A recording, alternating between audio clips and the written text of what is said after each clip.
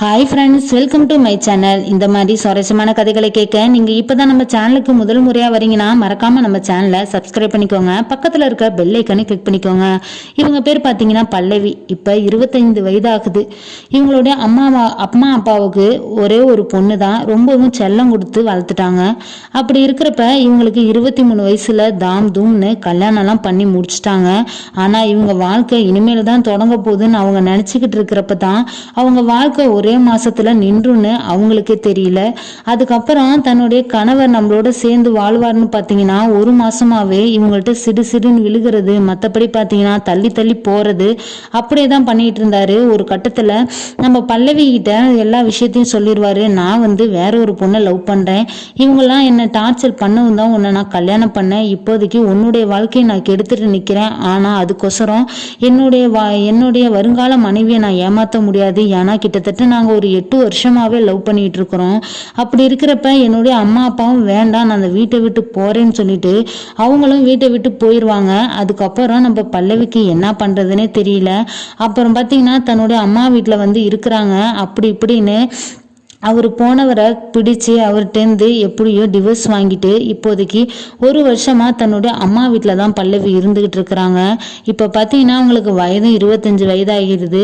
அதுக்கப்புறம் இது 2வது திருமணம் எப்படியாச்சும் பண்ணி வைக்கணும் பல்லவிக்குன்னு சொல்லிட்டு அவங்களுடைய அப்பா அம்மா வேற வரன்களும் பார்த்துக்கிட்டு இருக்கிறாங்க.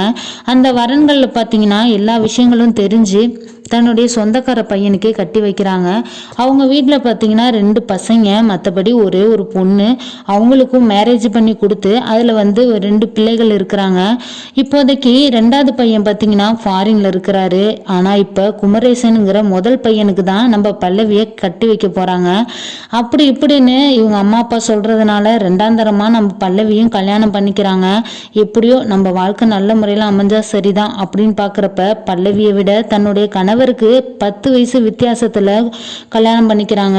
அப்பயே கொஞ்சம் மனஸ்தாபம் ஆகுது. மற்றபடி பார்த்தீங்கன்னா தன்னுடைய வாழ்க்கையை இன்னைக்கு தான் தொடங்க போறோம் அப்படின்னு நினைச்சிட்டு தன்னுடைய முதலிரவுல ரொம்பவே சந்தோஷமா உட்காந்துருக்குறாங்க. ஆனா நம்ம குமரேசன் பொறுத்த வரைக்கும் அவரு வேலை வேலை வேலை அது மட்டும்தான் அவருக்கு தெரியும். மற்றபடி பார்த்தீங்கன்னா ஐடிஐல ஒர்க் பண்ணிட்டு நல்ல சம்பளமும் இருக்கு. இங்க இந்த வீட்டில் எந்த ஒரு குறைகளும் இல்லை, மற்றபடி பண பிரச்சனை எந்த பிரச்சனையும் இல்லை. ஆனா இப்போதைக்கு பார்த்தீங்கன்னா மன நிம்மதி வேணும் நம்ம பல்லவிக்கு. அப்படி இருக்கிறப்ப இவரும் தன்னுடைய வாழ்க்கையை நல்ல முறையில் ஆரம்பிக்காம டயர்டாகி படுத்துருவாரு. அதுக்கப்புறம் நம்ம பல்லவியும் அன்னைக்கு வெறுத்து போய் படுத்துட்டாங்க. அப்படி இப்படின்னு பார்த்தீங்கன்னா ஒரு வாரத்தில் குமரேசன் அம்மாவும் பார்த்தீங்கன்னா தன்னுடைய மகள் வீட்டிலே போய் செட்டில் ஆக ஆரம்பிக்கிறாங்க. இப்போதைக்கு நம்ம குமரேசன் மனைவி மட்டும்தான் இருக்கிறாங்க. 3 நேரம் பார்த்தீங்கன்னா சமைக்கிற வேலை, மற்றபடி வீட்டு வேலைகள் இதை தான் பார்த்துக்கிட்டு இருக்கிறாங்க. போர் அடிச்சா டிவி, அப்புறம் பார்த்தீங்கன்னா வெள்ளி செவ்வாயினா வீடு வாசல் கழுவிட்டு மற்றபடி கோயிலுக்கெல்லாம் போயிட்டு வருவாங்க. அப்படி இருந்தும் பார்த்தீங்கன்னா நம்ம குமரேசன் ஏதாச்சும் இன்னைக்கு லீவு கிடைக்கிறப்ப கூட வெளியே கூட்டிட்டு போக மாட்டாரு. ஏன்னா அவரை பொறுத்த வரைக்கும் லீவ் கிடைக்கிற அன்னைக்கு நல்ல முறையில தூங்கணும், அது மட்டும்தான்.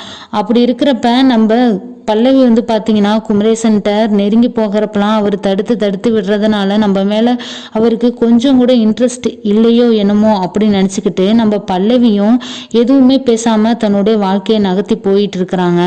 ஒரு நாள் பார்த்தீங்கன்னா திடீர்னு ஒரு கதவு தட்டுற சவுண்டு கேட்குது. அதை போய் யாரா இருக்கும்னு சொல்லிட்டு நம்ம பல்லவி போய் கதவு திறந்து பார்க்குறாங்க. அப்போ பார்த்தீங்கன்னா தன் கணவருடைய தம்பி வந்திருப்பாங்க. வெளியே நிற்கிறப்ப தான் கதவை திறந்து, நீ எப்போ ஒரு வார்த்தை கூட சொல்லலையே அப்படின்னு சொல்லி கேட்குறப்ப தான், உங்களுக்கு நான் அதிர்ச்சி கொடுக்கணும்ல, அதுக்கு தான் சொல்லாமையே வந்தேன் அப்படிம்பாங்க.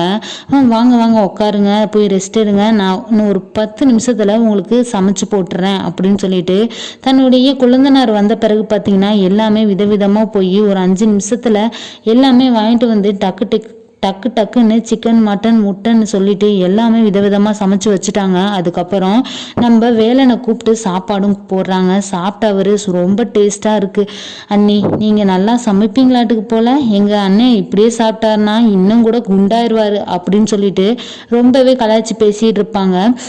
நம்ம பல்லவியும் பார்த்தீங்கன்னா சிரித்து பேசிகிட்டு இருப்பாங்க. அதுக்கப்புறம் எப்படி இருந்தீங்க ஃபாரினில், என்ன பண்ணிட்டு இருந்தீங்கன்னு கேட்குறப்ப, என்னுடைய வேலை எந்த நேரமும் வேலை தான், எனக்கு ரெஸ்ட் கிடைக்கிறது ஒரு நாள் தான், மற்றபடி நாங்களே சமைச்சு சாப்பிட்டுக்கணும், அப்படி இருக்கிறப்ப வேலைக்கும் போய்க்கணும் அப்படின்னு சொல்லுவார்.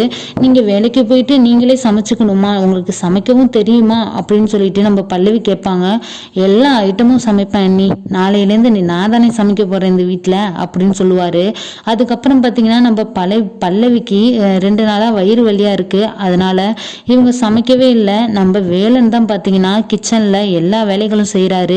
செஞ்ச பிறகு சமையல்லாம் முடிச்சுட்டு அதுக்கப்புறம் நம்ம அன்னைக்கு வயிறு வலிங்கிறதுனால அவங்களுக்கு பீரியட்ஸ் டைமுங்கிறது நம்ம வேலனுக்கு தெரிய வருது. அதுக்கப்புறம் அவங்க தன் அன்னைக்கோசரம் ஜூஸ்லேருந்து எல்லாமே போட்டு ஹெல்த்தியாக கொடுக்குறாரு. இதனால் நம்ம பல்லவிக்கு அவங்க மேலே ஒரு கண்ணு, என்னடா இப்படி பார்த்துக்கிறாரு, தன்னுடைய மனைவி அப்போ எப்படி கவனிப்பார் அப்படின்னு சொல்லிட்டு நம்ம பல்லவியும் அவங்க மேலே கொஞ்சம் ஆசை வர ஆரம்பிக்குது. அவர் சமைச்ச சாப்பாடும் பார்த்தீங்கன்னா பல்லவிக்கு ரொம்பவே பிடிக்குதுங்க. அப்படி இருக்கிறப்ப 2 பேரும் உட்காந்து பேசிக்கிட்டு இருக்கிறாங்க. இப்போதைக்கு நான் இப்போ 10 நாள் லீவுக்கு மட்டும்தான் வந்திருக்கேன் நீ, அப்புறம் நான் கிளம்பிடுவேன் அப்படி இப்படின்னு, எப்படின்னு ஒரு 2-3 வருஷத்தில் ஒரு பொண்ணை பார்த்து கல்யாணம் பண்ணணும் அப்படின்னு சொல்லுவாங்க.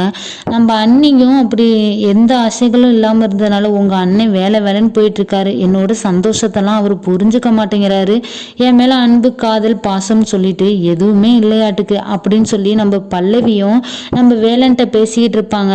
அப்படிலாம் சொல்லாதீங்க அண்ணி, நம்ம எங்கள் அண்ணன் வந்து வேலைன்னு இருப்பாரு, மற்றபடி எந்த குறையும் வைக்க மாட்டாரு அப்படிங்கிறப்ப தான் உங்கள் அண்ணன் எப்படி இப்படி எந்த குறையும் வைக்க மாட்டாருன்னு சொல்கிற, நீனே கேட்டுப்பாரு, அவர் என்னைக்கு வீட்டில் இருந்துக்காரு, ஏன்னா என்னுடைய உணர்ச்சிகளை அவர் புரிஞ்சிக்கவே இல்லை, என் வாழ்க்கை வெறுமையாக தான் ஓடிக்கிட்டு இருக்கு அப்படின்னு சொல்லிட்டு சொல்லுவாங்க.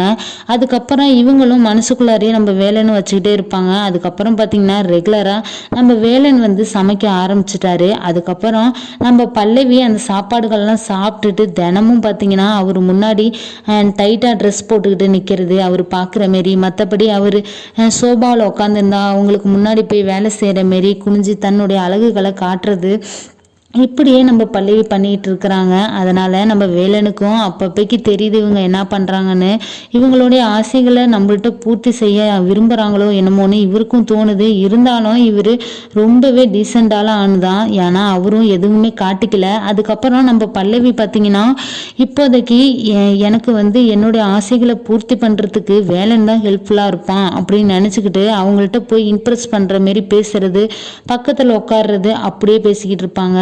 இதனால நம்ம வேலன் வந்து பார்த்தீங்கன்னா விலகி போவார். ஒரு கட்டத்தில் பார்த்தீங்கன்னா வேலனுடைய ரூமில் போய் எப்படியாச்சும் குளிக்கிற மாரி தன் வேலனை அவரை கரெக்ட் பண்ணணும் அப்படின்னு சொல்லிட்டு இவங்க வந்து வேலன் ரூமில் நான் கொஞ்சம் குளிச்சுக்கிட்டான்னு கேட்பாங்க. ஏன் உங்கள் ரூமில் என்ன ஆச்சு அண்ணி அப்படின்னு கேட்பாங்க. என் ரூமில் வந்து டேப்பில் தண்ணி வரல, என்ன பிரச்சனைன்னு தெரியல, நான் வேணா பார்க்கட்டா அப்படின்னு சொல்லுவாங்க. இப்போதைக்கு நான் குளிச்சுக்கிறேன், அதுக்கப்புறம் நீ போய் செக் பண்ணி பார்த்துக்கோ அப்படின்னு சொல்லுவாங்க. நம்ம வேலன் வந்து ரூமில் உட்காந்துருப்பாரு, கொஞ்சம் தெரியிற மாரி கதவை ஓப்பன் வச்சு குளிக்க ஆரம்பிப்பாங்க. இதனால வேலைன்னு பார்த்தீங்கன்னா அந்த ரூமை விட்டு வெளியே போய் உட்காந்துருவாரு. அப்படி இப்படின்னு இவங்க பண்ணுறதெல்லாம் அவங்க தட்டி விடுறதுனால நம்ம பல்லவிக்கு ஒரு கட்டத்தில் எப்படியும் தன்னுடைய வேலனுடைய சோப்பை எடுத்து போடுறதுனால அவங்களுக்கும் கொஞ்சம் சந்தோஷமாக இருக்குது. அது மட்டும் இல்லாமல் சோப்புலேருந்து வலிக்கு விழுந்த மாரி கத்துறாங்க. நம்ம வேலனும் என்னாச்சு அண்ணி என்னாச்சின்னு வந்து வில்லுக்கு வந்து பார்க்குறப்ப வலிக்கு விழுந்திருப்பாங்க. என்னை எப்படியாச்சும் தூக்கி விடுவேலா, ஏன்னா நான் வலிக்கு விழுந்துட்டேன், எனக்கு ரொம்ப காலை வலிக்குது அப்படின்னு சொல்லிட்டு அவங்களும் நம்ம பல்லவியும் சொல்லுவாங்க. அதனால இவங்க வேலன் அவங்கள பிடிச்சி தூக்கி உட்கார வைப்பாங்க பெட்ல. அப்பதான் பாத்தீங்கன்னா நம்ம பல்லவி வந்து ஒரு விதமாக அவங்கள பார்க்கறது, மற்றபடி நம்ம வேலனை பொறுத்த வரைக்கும் இதெல்லாம் தப்புன்னு நினச்சிக்கிட்டு அவங்க ரூமை விட்டு வெளியே வந்துடுவாங்க. நம்ம பல்லவி என்னதான் இம்ப்ரெஸ் பண்ண ஆரம்பித்தாலும் கூட நம்ம வேலைன்னு அப்படி ஒன்றும் அவங்க மேலே தப்பான அபிப்பிராயத்தில் எதுவும் இல்லை. ஏன்னா அவர் இருக்கிற நார்மல் டைப்பே அப்படி தான். ஒரு கட்டத்தில் பார்த்தீங்கன்னா நீங்கள் இப்படியே ரெஸ்ட் எடுங்க, ட்ரெஸ் சேஞ்ச் பண்ணிவிட்டு நான் எப்படியாச்சும் டாக்டரை வர சொல்கிறேன் அப்படின்னு சொல்லிட்டு தனக்கு தெரிஞ்ச டாக்டரை வர சொல்லுவாங்க. வந்து அவங்களும் செக் பண்ணி பார்ப்பாங்க. எந்த ஒரு அடியும் கிடையாது, ஒரு வேளை உள்காயமாக இருக்கலாம். இந்த இந்த ஆயில்மெண்ட் தரேன், நீங்கள் தடவிக்கோங்க, அதுலேயும் சரியாயிரும். மற்றபடி பார்த்தீங்கன்னா உங்களுக்கு வலி கொஞ்சம் அதிகமாக இருந்தால் நீங்கள் டேப்லெட் போட்டுக்கோங்கம்பாங்க. அப்படி இருக்கிறப்ப கொஞ்சம் நேரத்தில் வேலன் உள்ளுக்கு வந்துடுவாங்க. அவங்களும் கிளம்பி போன பிறகு இவங்க யார் என்னான்னு சொல்லி கேட்குறப்ப தான் இவங்க தான் நான் கட்டிக்க போகிற பொண்ணு. ஏன்னா இவங்க ஃபாரினில் இவ்வளோ நாள் படிச்சுக்கிட்டு இருந்தாங்க. எனக்கும் இவங்களும் 2 பேரும் சேர்ந்து இப்போ கிட்டத்தட்ட ஒரு 5 வருஷமாக லவ் பண்ணிக்கிட்டு இருக்கிறோம். அது மட்டும் இல்லாமல் இன்னும் ஒரு வருஷத்தில் அவளோட படிப்புகள் எல்லாம் முடிஞ்சிரும். அதுக்கப்புறம் நாங்கள் மேரேஜ் பண்ணிக்கலான்னு இருக்கோம்.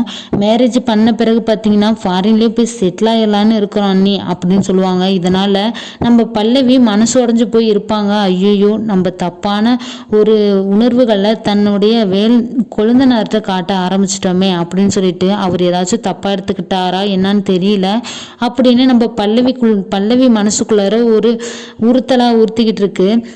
அப்போ தான் பார்த்தீங்கன்னா அந்த டாக்டர் ஒரு விஷயம் சொல்லிட்டு போயிருப்பாங்க. உங்களுடைய மனசு தடுமாறுதுன்னா அதை தன்னுடைய கட்டாய கோப்புகளை கொண்டு வாங்க, அப்படி இல்லைன்னா ஒரு செகண்டில் தன்னுடைய வாழ்க்கையை அழிச்சிட்டு போயிடும் அப்படின்னு சொல்லுவாங்க.